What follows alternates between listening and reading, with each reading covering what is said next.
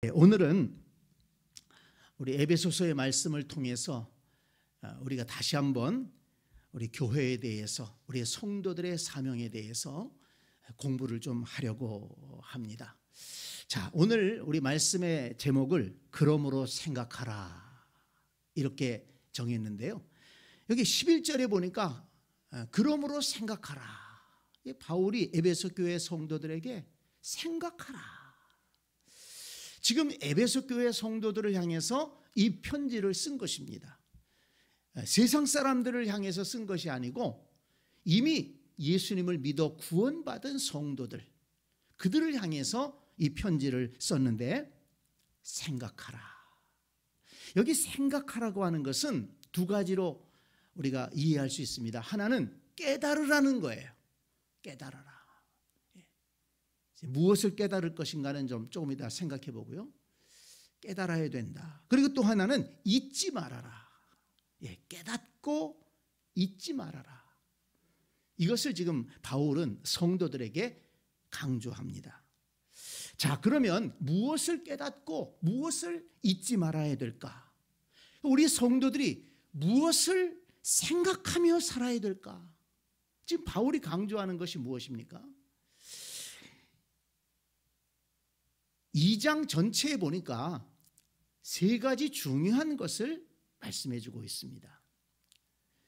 자, 여러분, 오늘 이 말씀을 통해서 세 가지, 우리가 잊지 말고 깨닫고 생각하며 살아야 될 것이 무엇인가를 오늘 잘 마음에 담아두시기를 바랍니다.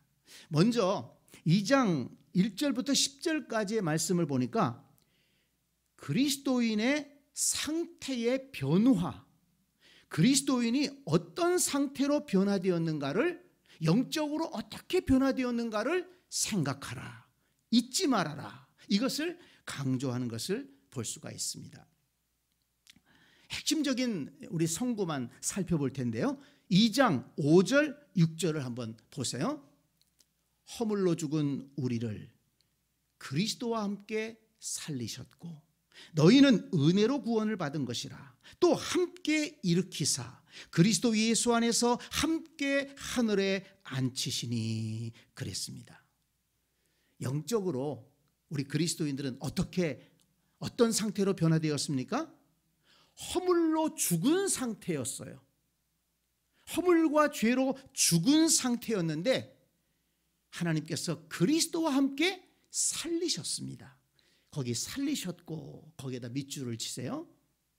그리고 살리신 뿐만 아니고 그리스도 예수와 함께 일으키셨다. 쓰러져 있는 영혼들을 일으켜 세우셨습니다. 살리시고 일으키셨어요. 일으키셨다는 것은 살아서 활동하게 하셨다는 말씀이죠. 그리고 또 거기에서 그치지 않고 그리스도 예수 안에서 함께 하늘에 앉히시니,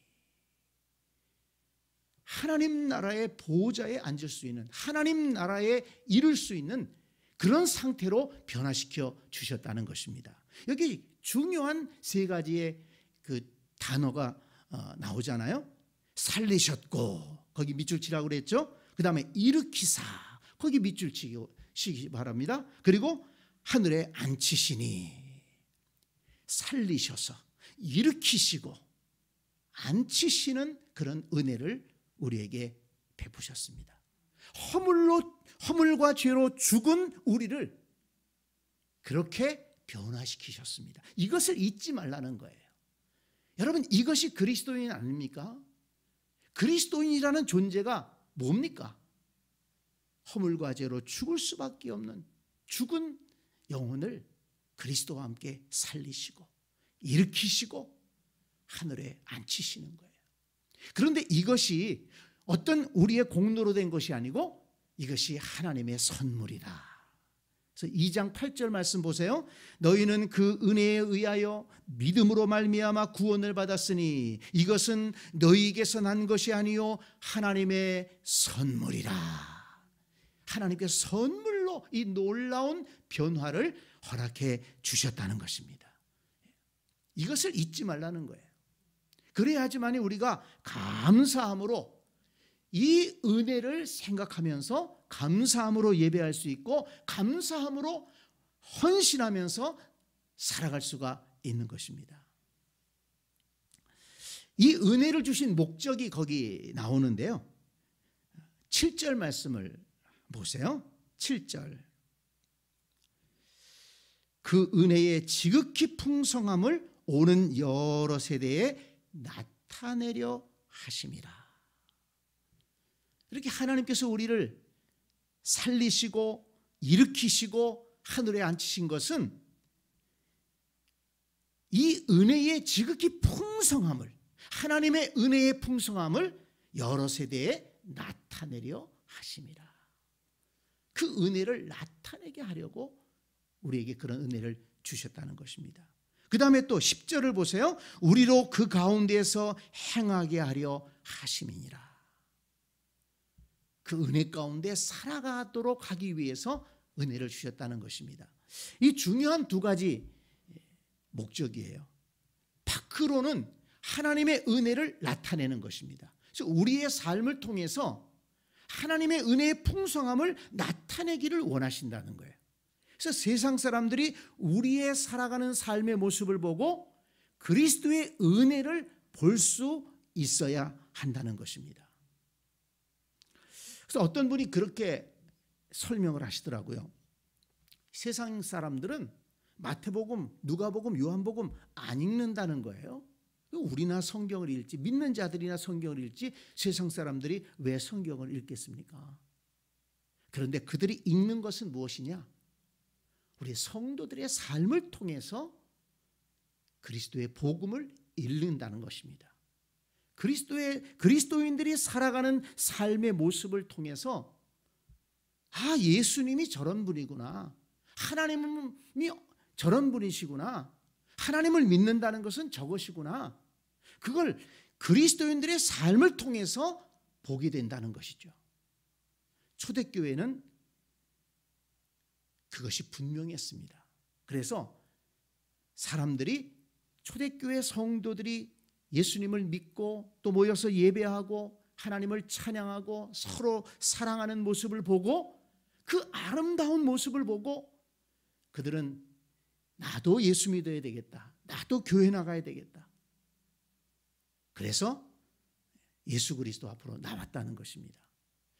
이 말씀은 참 우리가 잘 기억해야 될 말씀입니다. 그런데 그렇게 되기 위해서는 무엇입니까? 여기 2장 10절에 우리로 그 가운데에서 행하게 하려 하심이라. 그 가운데에서 행하게 하려 하심이라. 은혜의 지극히 풍성함을 나타내기 위해서는 그 안에서 우리가 행해야 된다는 것입니다. 그리고 그 안에서 행한다는 것은 그 은혜를 누린다는 의미도 되는 것입니다. 우리가 그 가운데에서 행하면서 그 은혜의 풍성함을 나타내는 삶을 살아야 된다. 이것을 지금 바울은 성도들에게 강조하고 있습니다. 자, 그 다음에 두 번째 우리 성도들이 잊지 말고 생각해야 될 것이 있습니다. 11절부터 19절까지에 나오는데요. 그리스도인의 신분의 변화입니다. 첫 번째는 상태의 변화라고 그랬어요. 허물과 죄로 죽은 상태에서 그리스도와 함께 살리셨고 일으키시고 하늘에 앉히셨다고 그랬습니다. 상태의 변화입니다. 그 다음에 두 번째는 신분의 변화를 잊지 말라는 거예요. 우리는 신분도 변화되었습니다. 어떻게 변화되었을까요? 자, 12절 말씀을 보세요. 그때에 너희는 그리스도 밖에 있었고 이스라엘 나라 밖의 사람이라 약속의 언약들에 대하여는 외인이요 세상에서 소망도 없고 하나님도 없는 자이더니 이제는 거기 밑줄을 쳐놓을 때가 두 군데 있습니다. 그때에 12장 2절에 시작할 때 2장 12절 시작 그때에 거기다가 밑줄을 쳐놓으시고 그 다음에 13절 이제는 그때에는 어땠습니까? 그리스도 밖에 있었고 이스라엘 나라 밖의 사람이라. 약속의 언약들에 대하여는 외인이고 세상에서 소망도 없고 하나님도 없었다. 그런데 이제는 전에 멀리 있던 너희가 그리스도 예수 안에서 그리스도의 피로 가까워졌느니라. 그래서 어떻게 변화되었느냐? 19절에 구체적으로 나옵니다. 자, 2장 19절. 그러므로 이제부터, 거기 이제부터에 또 밑줄을 쳐놓으세요. 이제부터 너희는 외인도 아니요 나그네도 아니요 오직 성도들과 동일한 시민이요 하나님의 권속이라. 아멘. 2장 12절 말씀과 19절 말씀을 한번 비교해 보세요. 자, 12절 말씀을 다시 한번 읽습니다. 그때 너희는 그리스도 밖에 있었고 이스라엘 나라 밖의 사람이라. 약속의 언약들에 대하여는 외인이요 세상에서 소망도 없고 하나님도 없는 자이더니. 자, 19절을 다시 읽습니다. 이제부터 너희는 외인도 아니요 나그네도 아니요 오직 성도들과 동일한 시민이요 하나님의 권속이라. 이렇게 신분이 변화되었다는 것입니다. 하나님 나라의 시민이 되었고 하나님의 권속이 되었다. 시민이라는 것보다 사실은 이 권속이라는 말이 더 은혜로운 말입니다. 이 권속은 사전을 찾아보면 함께 밥을 먹고 사는 가족이라는 의미를 나타내는 말입니다. 권속, 좀 어려운 단어입니다만은 가족이라는 말이에요. 함께 밥을 먹고 함께 살아가는 식구를 말합니다. 하나님의 가족, 하나님의 식구가 되었다는 거예요. 근데 여러분, 이 가족이라는 단어는 뭘 말합니까? 가족이라는 단어는 이 세상의 어느 관계보다도 친밀한 관계예요. 피로 나눈 관계입니다. 그러니까 예수 그리스도의 피로 가족이 되었다는 것입니다. 그리고 이 가족은 책임지는 관계 아닙니까? 가족은 서로가 책임져요. 가족이기 때문에 아낌없이 줍니다. 가족이기 때문에 모든 것을 공유합니다. 가족이기 때문에 한편이 되죠. 아무리 이웃이 가까운 것 같아도 가족만큼은 안 됩니다. 그리고 사실 가족은요, 끝까지 함께 하잖아요. 때로는 죽음 이후에까지 함께 하는 거예요. 돌아가신 분도 가족이야. 그래서 잊지 않고 돌아가신 어머니 아버지도 생각하고, 근데 늘 가족은 끝까지 마음속에 있는 그런 관계가 아닙니까? 이 가족이라는 의미를 한번 깊이 생각해 보면 우리가 하나님의 가족이 되었다라고 생각할 때 하나님께서 우리를 어떻게 생각하시느냐를 알 수가 있는 것입니다. 그러니까 우리의 신분이 변한 거예요.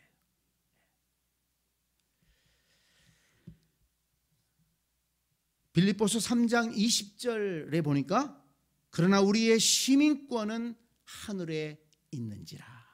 이제 시민권이 바뀌어졌습니다. 여러분, 그 전에 우리나라 사람들이 미국 시민권 얼마나 동경했는지 모릅니다. 미국 시민권 얻으려고 굉장히 애를 썼어요. 요즘은 조금 덜해졌습니다만은, 근데 여러분, 요즘은요, 동남아시아에 또는 뭐 중앙아시아라든지 이런 외국인들 가운데에서 우리 대한민국 시민권을 얻기 위해서 굉장히 노력한다는 거예요. 그래서 막 제주도에 그 무비자 관광 입국을 시켜준다고 그러니까 그 들어왔다가 도망치잖아요. 무비자로 들어왔다 도망쳐가지고서는 있으면서 어떻게든 우리나라에 있으면서 밥 먹고 벌어먹고 살려고 그렇게 하잖아요. 그 최근에 뉴스를 보니까 그 동남아시아의 어느 나라 여성들이 말이죠, 우리나라에 결혼을 해서 들어와요. 우리나라 남자하고 결혼하는 거예요. 근데 얼마 살다가 이혼을 해요. 그러고서는 베트남에 있는 남성을 불러들여서 결혼한다는 거예요. 왜 그럴까요? 야, 원래 사랑하던 사람이 있는 거예요, 베트남에. 근데 작전을 짠 거예요. 대한민국의 시민권을 얻기 위해서. 그래서 이 여자분이 대한민국 남자하고 결혼해가지고서 살면서 시민권을 얻어요. 그러면 대한민국 국민이 된 거예요. 그리고서는 베트남 남자하고 결혼을 해. 그리고 그 베트남 남자도 대한민국 사람하고 결혼했으니까 대한민국 사람이 되는 거예요. 그래서 둘이 행복하게 산다는 거예요. 그러면 한국 남자는 어떻게 되는 걸까? 이용당한 거지. 지금 이런 일들이 많이 일어나고 있다니까요. 우리는 상상도 못하는 일들이 일어나는 거예요. 왜 그럴까? 대한민국 시민이 된다는 게 그렇게 귀한 거예요. 우리는 잘 모르는데, 우리는 어떤 사람들은 이 대한민국 막 욕하고 막 그러잖아요. 이 나라가 왜 이러냐고 그러고. 근데 이 대한민국이 얼마나 세계 사람들이 볼 때에는 참 위대한 나라가 되는지 모릅니다. 아프리카 사람들이 그 유럽의 시민권을 얻기 위해서 그 작은 보트에 몸을 싣고 지중해를 건너다가 그 보트가 뒤집혀 가지고서 몰살을 당하기도 하고, 그런 아픔들이 있지 않습니까? 왜? 그 유럽의 시민권을 얻으면 그만큼 좋기 때문에 그렇습니다. 여러분, 하나님 나라의 시민권이라는 것은 세상 나라의 시민권과 비교할 수가 없잖아요. 사실 우리가 그것을 경험해 보지 못해서 그 가치를 알지 못하는 것입니다. 동남아시아 사람들 가운데 우리 대한민국에 와서 한번 여행이라도 해본 사람, 한번 와서 노동자로 일해본 사람은 저 대한민국 가면 시민권 얻으면 좋겠다, 동경하는 거예요. 옛날에 우리가 미국 여행 한번 갔다 오면 미국 시민권 한번 가지면 좋겠다, 어떻게 해서든지 미국 시민권 얻으려고 하고, 조금 돈 있는 사람들은 임신해가지고 미국 가서 아기 낳고 오고, 그래서 자기 자식들은 태어나면서부터 미국 시민권 갖게 하려고 그런 일들도 많이 하지 않았습니까? 여러분, 이 하나님 나라의 시민권을 얻었다는 것은 대단한 은혜요 축복입니다. 하나님께서 책임지십니다. 하나님이 보호하십니다. 하나님이 끝까지 인도하십니다. 하나님이 대통령이시고 하나님이 모든 것의 주관자가 되신다는 거예요. 그리스도인이 되면 이렇게 신분의 변화가 있다는 겁니다. 바울이 말합니다. 그걸 잊지 말고 생각해라. 이걸 깨달아라. 그것이 얼마나 영광스러운 것인지 그거를 알고 살아가라는 것입니다. 자, 그 다음에 세 번째는 20절부터 22절의 말씀에 나옵니다. 우리 그리스도인들의 삶의 방향이 변화가 있다는 것입니다. 이제 그리스도인이 되고 영적인 상태가 변화되고 그 다음에 신분이 변화된 성도들은 삶의 방향이 달라진다는 것입니다. 22절 말씀을 보세요. 너희도 성령 안에서 하나님이 거하실 처소가 되기 위하여 그리스도 예수 안에서 함께 지어져 가느니라. 이 성경 구절 가운데 하나님이 거하실 처소가 되기 위하여, 거기다 밑줄을 꽉 쳐놓으세요. 그리고 뒤에 함께 지어져 가느니라, 거기다가도 밑줄을 쳐놓으세요. 자, 여러분, 영적인 상태가 변화되고 영적인 신분이 변화된 성도들은 어떤 방향으로 나가야 된다고요? 하나님이 거하실 처소가 되기 위하여 함께 지어져 간다는 것입니다. 이거를 잊지 말라는 거예요. 이거를 생각하고 신앙생활을 하라는 것입니다. 지금 제가 수요일마다 이 목장에 대해서 강조하면서 함께 함의 축복에 대해서 말씀을 드리면서 절대 신앙생활은 혼자 하는 것이 아니다. 구원받는 것은 개인의 믿음으로 구원받지만 신앙생활은 절대 혼자 하는 것이 아니다. 혼자 신앙생활하는 것은 온전한 신앙생활이 아니고 하나님이 기뻐하시지 않는다. 그리고 하나님의 축복을 경험할 수가 없어요. 함께 신앙생활하도록 하나님은 계획하셨습니다. 그래서 함께 하나님이 거하실 처소가 되기 위해서 함께 지어져 가는 것이다. 이것이 우리의 방향성이 돼야 된다는 것입니다. 하나님의 처소가 된다는 게 뭘까요? 처소. 처소라는 것은 집이죠. 집을 말합니다. 처소. 공간을 말합니다. 예배 처소, 예배 드릴 공간, 우리가 살 처소, 우리 가족이 살 처소, 그러니까 우리 가족이 함께 머물 공간, 집을 말하는 것 아니겠습니까? 그러니까 하나님께서 거하시고 하나님께서 함께 하시는 곳이라는 말이죠. 여러분, 이 얼마나 영광스러운 일입니까? 거룩하신 하나님께서 우리와 함께 하시기를 원하십니다. 거룩하신 하나님께서 우리 안에 거하십니다. 우리와 함께 사신다는 거예요. 그런 처소를 예비하는 것이, 그런 처소를 세워가는 것이 우리가 살아가는 방향이라는 것입니다.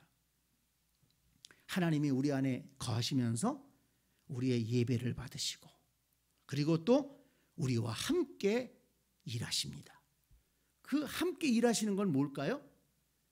이 세상 속에 하나님의 영광을 나타내시고 또 세상에 하나님을 모르는 사람들을 구원하는 그 일을 하나님께서 우리 성도들과 함께 이루어 가신다는 것입니다. 그래서 하나님의 처소가 된다는 것은 하나님이 거하시고 하나님이 함께 하시고 또 하나님께서 그 안에서 예배 받으시고 하나님이 우리와 함께 일하신다는 것을 말하는 것입니다. 얼마나 영광스러운 일입니까? 여러분, 이것이 바로 교회가 아니겠습니까? 함께 지어져 간다. 이게 바로 교회라는 것입니다. 우리 성도들이 함께 모여서 하나님의 처소가 되고 거기서 하나님을 예배하고 그 안에 거하시는 하나님을 예배하고 또 하나님께서 기뻐하시는 일을 하나님의 도우심을 받아서 해나가는 것입니다. 여기 22절에 보면 보세요. 성령 안에서 그랬죠. 성령 안에서, 이건 성령님이 도우신다는 거예요. 하나님이 거하실 처소가 되기 위하여 하나님이 임하신다는 것입니다. 그런데 그 뒤에 보니까 또 그리스도 예수 안에서 성부, 성자, 성령이 다 나옵니다. 그러면서 뭐라고 그러십니까? 함께 지어져 가느니라. 이렇게 하나님의 거룩한 역사를 위해서 성부, 성자, 성령이 함께 일하시는 거예요. 그러면서 너희들도, 성도들도 함께 지어져 가야 된다. 이거를 강조합니다. 제가 함께함의 신앙생활에 대해서 말씀드리면서 그 기본이 바로 삼위일체 하나님에 의해서 나온다고 그랬지 않습니까? 하나님이 존재하시는 모습이 어떻다고 그랬어요? 성부, 성자, 성령이 존재하시는데 한 하나님으로 존재하시는 거예요. 굉장한 메시지가 있는 것입니다.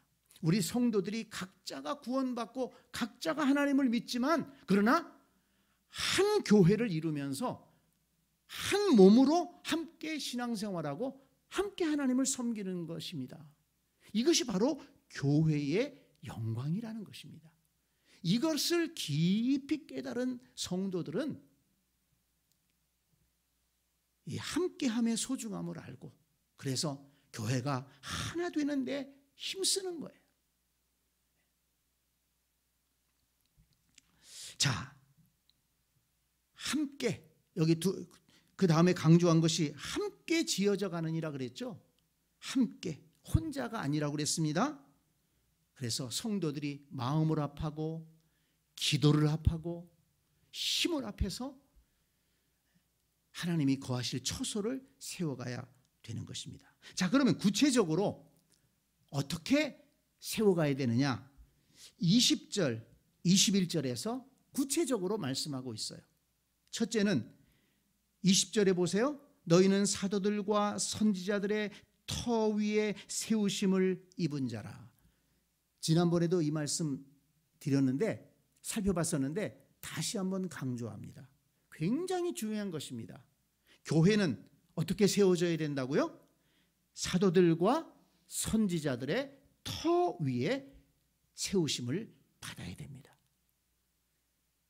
바울이 갈라디아 교회 성도들에게 뭐라고 그랬습니까? 왜 너희들은 내가 전한 복음을 떠나서 다른 복음을 따라가느냐? 바울은 사도들과 선지자들의 터 위에 교회를 세웠어요. 근데 이단들이 들어와 가지고 자꾸 다른 것을 얘기하는 거예요. 여러분, 오늘 우리 시대에도 우리가 교회를 함께 지어져 가야 되는데 어떤 터에 세워야 됩니까? 사도들과 선지자들의 터 위에 교회를 세워야 됩니다. 이단들이 얘기하는 것처럼 안상홍이 가르친 터 위에 세우면 되겠어요? 그 이단들이에요. 신천지 교주가 세운 터 위에 세우면 되겠습니까? 정명석이 JMS 그 터 위에 세우면 되겠어요? 다 이단들 아니겠어요? 자기들이 메시아라고 그래요. 재림예수라고 얘기합니다. 성경에 어디 재림예수가 여인의 몸에서 태어난다고 있습니까? 초림 예수 그리스도는 다윗의 자손으로 온다고 그랬어요. 그렇지만 재림 예수님은 온 우주가 다 알 정도로, 온 세계가 다 알 정도로 천사들과 함께 나팔을 불며 영광 중에 임하신다고 그랬습니다. 그런데 지금 자기들이 교주라고 예수라고 하는 그런 사람들은, 재림주라고 하는 사람들은 다 여인의 몸에서 태어났잖아요. 그것부터가 거짓인 거예요. 성경을 한번 보세요. 재림 예수는 영광 중에 임하신다고 그랬어요. 사도들과 선지자의 터 위에 우리는 함께 하나님이 거하실 처소를 세워가야 됩니다. 그 다음에 두 번째는 그리스도 예수께서 친히 모퉁이 돌이 되셨느니라. 터를 얘기하신 다음에 모퉁이 돌을 얘기합니다. 20절 모퉁이 돌. 처음에는 터를 말씀하셨고 두 번째는 모퉁이 돌을 얘기했어요. 모퉁이 돌은 서로 연결하는 것을 말합니다. 다시 말해서 그리스도가 중심이 돼야 된다. 다시 한번 강조하는 거예요. 교회는 그리스도 중심이 돼야 되는 거예요. 예수 그리스도 중심이 돼야 되는 것입니다. 이것을 분명하게 하게 되면 이단들이 들어오지 못하는 거예요. 이것도 역시. 그렇죠. 우리 성도들을 서로 연결해 주는 것이 뭡니까? 그리스도예요. 우리가 그리스도를 주님으로 믿기 때문에 우리가 함께 모이고 함께 협력하고 함께 힘을 모으는 것이 아니겠습니까? 그리스도께서 모퉁이 돌이 되어 주신다. 그리스도를 통해서 연결하는 것입니다. 그리고 그 다음에 세 번째 강조하는 것은 21절에 보니까 그의 안에서 건물마다 서로 연결하여 성도들의 단합을 다시 한번 강조하는 겁니다. 사도들과 선지자들의 터 위에 세우고 그리스도 중심으로 세워야 되고 서로 연결해야 된다. 성도들이 서로 연결해야 된다. 각자 하는 게 아닙니다. 서로 연결해서 하나님이 거하실 처소를 세워가야 된다. 이것을 강조하는 것입니다. 자, 정리하면 하나님이 거하실 처소를 세워가야 되는데 어떻게 세워가야 된다고요? 사도들과 선지자들의 터 위에, 그리고 그리스도 예수님이 모퉁이 돌이 되셔서 그리스도 중심으로 연결되어야 되고, 그 다음에 서로 연결되어야 된다. 성도와 성도가 서로 연결되어야 된다. 하나 되어야 된다. 함께 해야 된다. 이것을 강조합니다. 그래서